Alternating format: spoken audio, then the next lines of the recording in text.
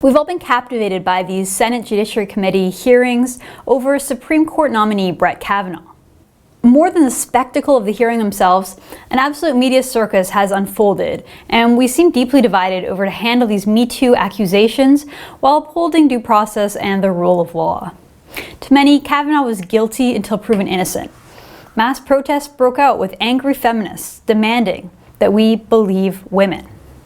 Now, there's a striking parallel between the accusations being levied against Brett Kavanaugh and accusations against Canadian Prime Minister Justin Trudeau. Earlier this summer, an 18-year-old sexual misconduct allegation surfaced against Trudeau. A newspaper editorial from August 2000 alleged that Trudeau groped a young reporter at a music festival in Creston, British Columbia. Both allegations are from decades ago. Both involve a drunk young man allegedly preying on a younger woman. Kavanaugh was 17 at the time of his alleged sexual misconduct. That was 36 years ago, in 1982. Trudeau was 28 years old at the time of his alleged sexual misconduct. That was 18 years ago, in 2000.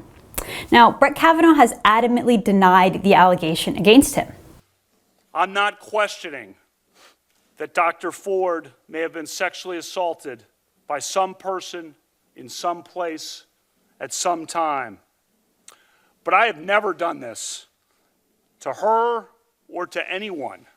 But Trudeau has acknowledged that the interaction that he was accused of actually occurred. He was quoted at the time, in 2000, saying, quote, "If I had known you were reporting for a national paper, I would have never been so forward," unquote. Part of the problem with the allegation against Kavanaugh is that there's no evidence, and no witnesses have been able to substantiate the allegations. 4 witnesses were named by the accuser, but none of them could remember the incident or verify that it ever happened. Well, we don't have that problem with Trudeau's accuser. She came forward right away. She told multiple people about Trudeau's sexual aggression, including friends, colleagues, and her editor. Of the conversation where she came to me because she was unsettled by it. She didn't like what had happened. She wasn't sure how she should proceed with it because, of course, we're talking somebody who was known to the Canadian community. They even wrote about it in the local newspaper. There is more than enough corroborating evidence to verify that this did indeed happen. Now, if Kavanaugh's accuser had anywhere near this kind of evidence, Kavanaugh would be finished. There's no doubt about that.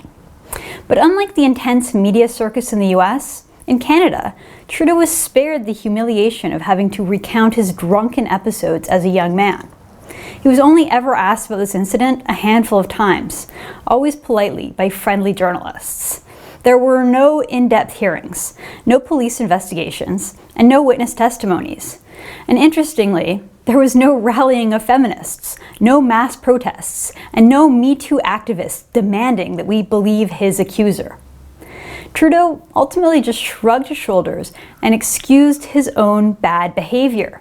I think the essence of this is that people can experience interactions differently. And part of the lesson we need to learn in this time of collective awakening is a level of respect and understanding for the fact that people, in many cases women, experience interactions in professional contexts and other contexts differently than men.